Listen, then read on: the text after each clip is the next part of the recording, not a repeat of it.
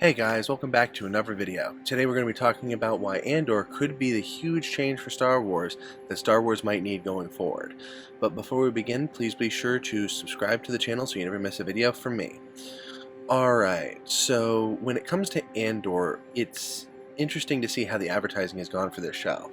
It went from being a show that I knew nothing about and neither did anyone else, and to be honest, the reception after its initial announcement wasn't great, to now being a show that I think is highly anticipated within the Star Wars community. And the answer to that is that we are just excited to see what could be a different and vibrant change for a Star Wars show. And the reason because it could be changed is that it will take more risks than almost any of the other Star Wars shows that we've had up to this point. Now, don't get me wrong, we're not going to see a super huge change from the Star Wars formula. I mean, even some of the most revolutionary Star Wars projects always sticks somewhere within the line of what we always know. However, that having been said, they are definitely going out on a limb here, creating a bit more of I hate using this, but a better word would be gritty take for Star Wars. And in terms of how gritty I think it'll be, I think that Rogue One is actually the excellent example. It's made by the same team that developed that film, and that is exactly the vibe that they are going for once again. I've heard it described by early reviewers as a bit more of a spy thriller, and yeah, I can see that because this is supposed to be very akin to the Rebellion's early stage. I imagine that historically, if we look at Star Wars as being based on World War II, this would be looking at the French resistance side of World War II. Yeah, the side that wasn't soldiers fighting in direct armed conflict, but instead people that snuck around and allowed those soldiers to get the upper hand. With that thought in mind, I think we're looking at some more adult themes and perhaps even better fleshed out characters. It's not going to go extreme, but I think that, like what we saw in Rogue One, or even some of the darker takes in Clone Wars, are not off the table for this particular project. And on that same note, we're going to be focusing more on the Rebellion. I know that kind of seems maybe a little tired because the response to the Rebellion in Kenobi wasn't overly great, and I can't blame anyone for having that reaction. I certainly had that reaction, but here it'll be the primary focus. We won't be dragging away from anybody else's important arcs. If anything, Cassian Andor is directly tied to the Rebellion. That's like part of his whole origin. So that's going to be an intricate part of the show, how it helped him, how it gives him purpose, how he feels the need to fight the Empire, and how that is reflected in others as well. And that growing discontent that'll eventually give way to the heroes that we know from later Star Wars.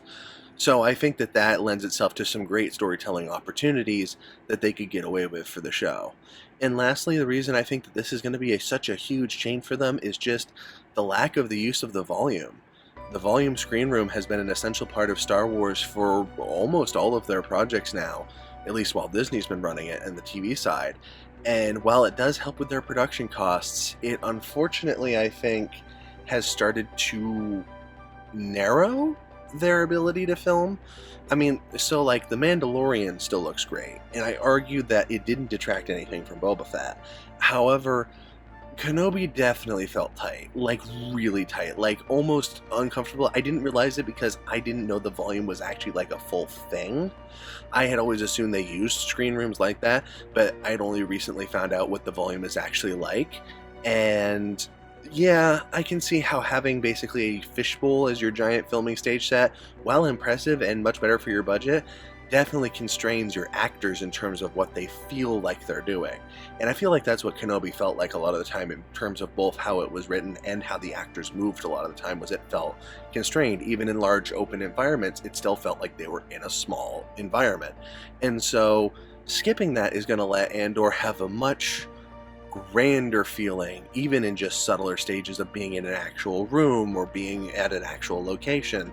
So I think that that might help give it just a bit of a more open and less confined sense to the series. Beyond that, any new Star Wars series is always going to change Star Wars at least a little, for the better or the worse. We never know before it comes out. But for my opinion, I thought Rogue One was one of the best of the live-action Disney films, so I'm kind of excited to see that that same tone is getting transferred over into this and will continue to be a part of Star Wars. I know some people don't think Star Wars fans are going to like the more adult tone or serious story of this, but it's not like all of the original Star Wars or even Clone Wars were necessarily super friendly and happy all the time. I mean, you have to remember in the original Star Wars, the guy's arm was cut off and Luke's parents were lit on fire within the first hour. It's not exactly like that was always so super family friendly. With that thought in mind, this adult uptake might very well be what the series needs again. But let me know in the comments below if you agree, and please share this around if you think other fans will get a kick out of it. See you in the next video. Bye.